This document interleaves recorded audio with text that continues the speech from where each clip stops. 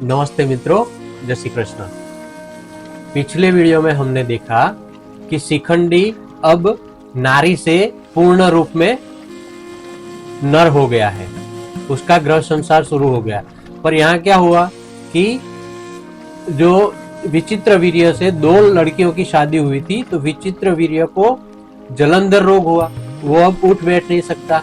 तो उसकी माता सत्यवती को ये डर होता है कि मेरे लड़के का वंश आगे नहीं बढ़ेगा तो राजगद्दी कौन भुगतेगा। वो अपने एक जो दूसरे पुत्र थे वेद व्यास जी, उनका स्मरण करती है और उनको बुलाती है। वेद व्यास जी आके बोलते हैं, बोलिए माता जी क्या तकलीफ है। अब हम देखते हैं आगे कि इस वीडियो में आने के बाद वेद व्यास जी अपनी माता के लिए अपने भाई के दो पुत्रों को कैसे पैदा करते हैं। ठीक है, इस वीडियो में हम विस्तार से देखते हैं।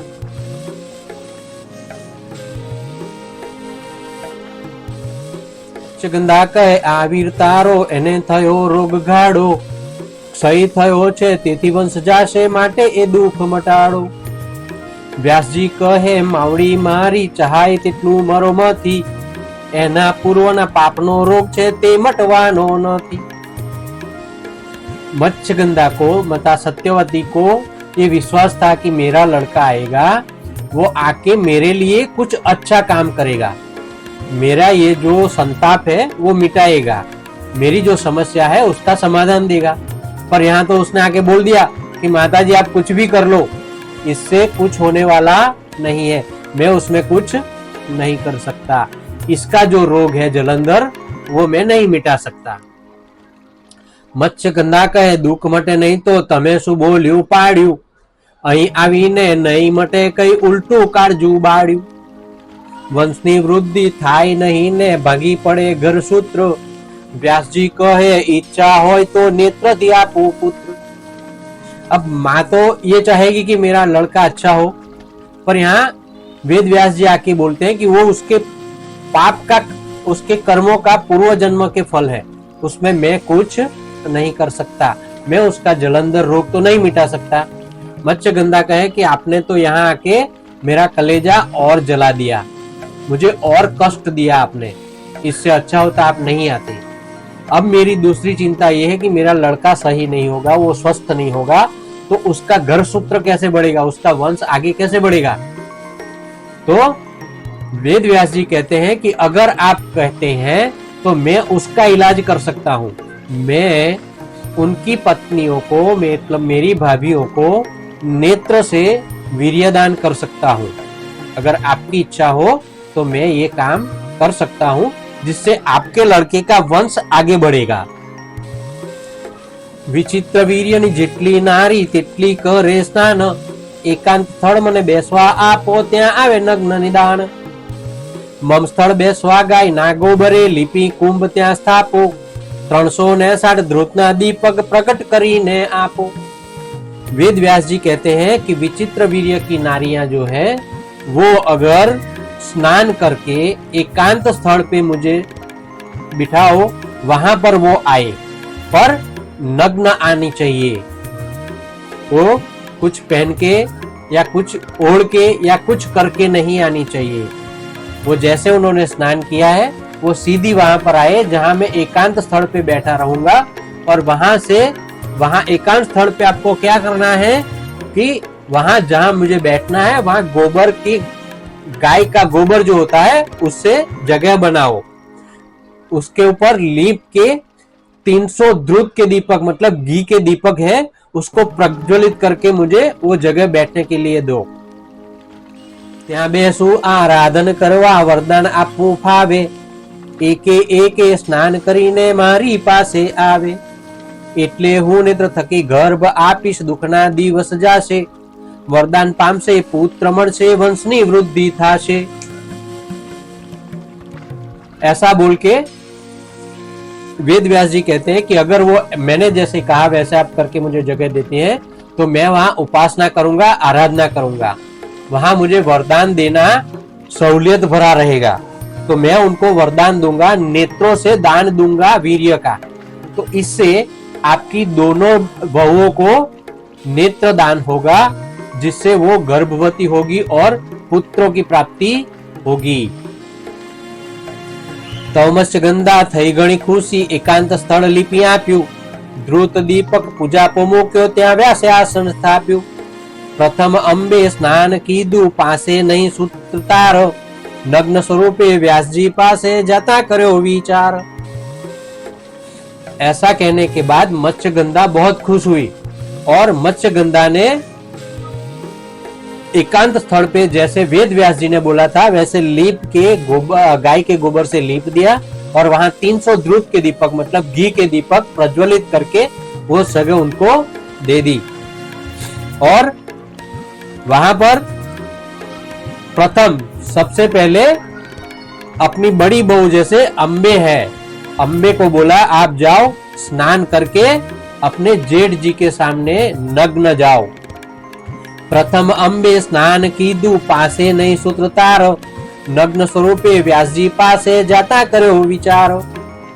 परनर पासे परवरु, वस्त्र विना हूं केम। व्यास वल्लभ मुख उचरे, वामा ने पड़ो वेम। सियावर रामचंद्र की जय, पवन सुत हनुमान की जय। अम्बे को जाना था, स्नान करके नग्न जाना था, अपनी सास का आदेश था।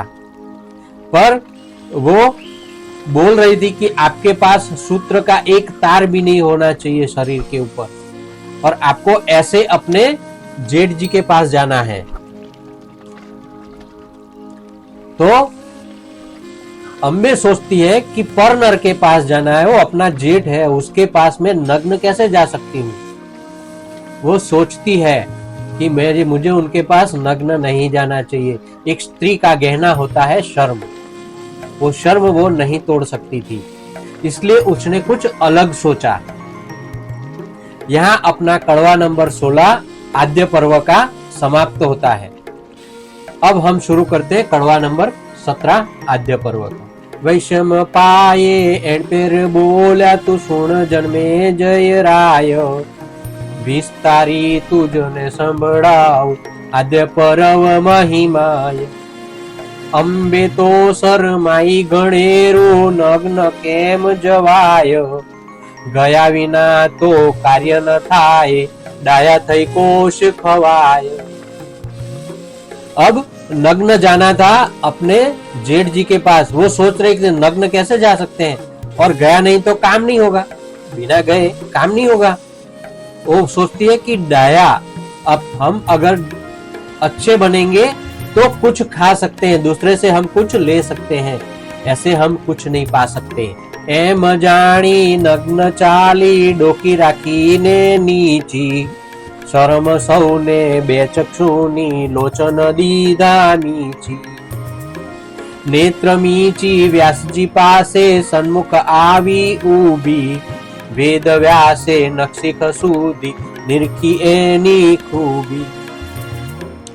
वो सोचती है कि हम ऐसे नहीं जाएंगे तो अपना काम नहीं होगा, और काम नहीं होगा तो मतलब नहीं है कोई। तो वो सोचती है कि किसी के भी सामने जाओ तो 2 आंखों की शर्म होती है। 2 आंखों से कोई आपको देखता है तो आपको शर्म आती है। यहाँ आप आंखें बंद कर लो, काम हो गया। ऐसा सोच के वो आंखें बंद करके नग्न ही अपने जेठ जी के पास, जहां वो वेद व्यास जी एकांत में बैठे हैं, वहां जाती है। वेद व्यास जी वो नेत्र मीची हुई लड़की को आके देखते हैं और उसको ऊपर से नीचे देखते और फिर बोलते हैं, निरखी नेत्र थकी गर्भ आप्यो, जोबाई दुखड़ू जाशे। पण नेत्र मीची ने आवी माटे, अंध दीकरो थाशे। अंबे कहो लो नेत्र उघाड़ू, पण तव व्यासजीए कह્યું, હવે મિથ્યા મારે ફાફા, થનાર હતું તે થયું। वेद व्यास जी ने उसको पूरा देखने के बाद नेत्र से वीर्यदान किया। उसके बाद वो बोलते हैं कि जा, मैंने तुझे गर्भ दिया है, तुझे तेरा दुख दूर होगा, तुझे पुत्र होगा, पर तू आंख बंद करके आई है, इसलिए तुझे अंध पुत्र होगा। दोस्तों, ये है एक अलग ही कहानी। जहां पर वेद व्यास जी ने बोला था कि आप अपने शरीर पे कोई भी एक सूत्र का तार भी लगाए बिना मेरे सामने आना, मैं नेत्रदान करूंगा। नेत्रदान से आपको वीर्यदान मिलेगा और उससे पुत्र पैदा होगा। पर स्त्री ने अपना गहना जो है सर्प, उसको निकालने के लिए आंखें बंद कर ली। आंखें बंद कर ली तो उसको मिला नेत्र से अंधपुत्र। अम्बे कहती है कि लो जेठ जी, मैं अपने नेत्र खोल देती हूँ। वेद व्यास जी बोलते हैं कि तुझे जो मिलना था, तेरे भाग्य में जो था वो तुझे मिल गया, अब तुझे कुछ करने की जरूरत नहीं है। तव अंबाए वस्त्रो પહેર્યા સાસુને પાસે આવી, ओ સાસુજી क्षमा करो હું અંધ દીકરો લાવી। સાસુએ લલાટ હાથ મૂક્યો, અંબિકાને કહ્યું જાવો, आ तो लावी आंधड़ो पण तमे सारो लई आवो। यहाँ होता है वो अंध लड़का देख के सुन के जो सत्यवती है वो अपने ललाट पे हाथ रखती है कि ये तूने क्या कर दिया लड़की, मैंने तो वो गादी का वारस मांगा था, तू अंध लेके आई, वो कैसे मेरी राजगादी चलाएगा, ये राजकाज कैसे करेगा। एक प्रॉब्लम हो गई। इसलिए सत्यवती बोलती है कि अब अंबिका तुम जाओ, तुम जाके एक अच्छा लड़का लेके आओ। और वहां से अंबिका निकलती है। तब अंबिकाए स्नान की दूडापण डोळ्યું બોળી, सूत सारो लाववाने अंगे चंदन लीधું ચોળી। व्यास पासे जई ऊभी, व्यासे કહ્યું दुख जाशे, पण चंदन छोड़ीने आवी ते पिंड रोगियो थाशे। अब बारी थी अंबिका की, उसकी दूसरी बहन और विचित्र वीर्य की दूसरी बीवी। अंबिका स्नान करके जाती है, वो भी तो आखिर में स्त्री थी, उसको भी तो शर्म थी। जेठ जी के पास जाना था, पर नर के पास जाना था, तो अपने शरीर पे चंदन लगा देती है। स्नान करने के बाद पूरे शरीर पे चंदन लगा के वो जाती है वेद व्यास जी के पास। वेद व्यास जी के पास जाती है। वेद व्यास जी उसे देख के नेत्र से वीर्यदान देते हैं और उसको बोलते हैं कि जा बेटा, तेरा भी दुख दूर होगा, तुझे पुत्र होगा, पर तू अपने बदन पे पीला कलर ओढ़ के आई है, इसलिए तुझे पिंड रोगी पैदा होगा।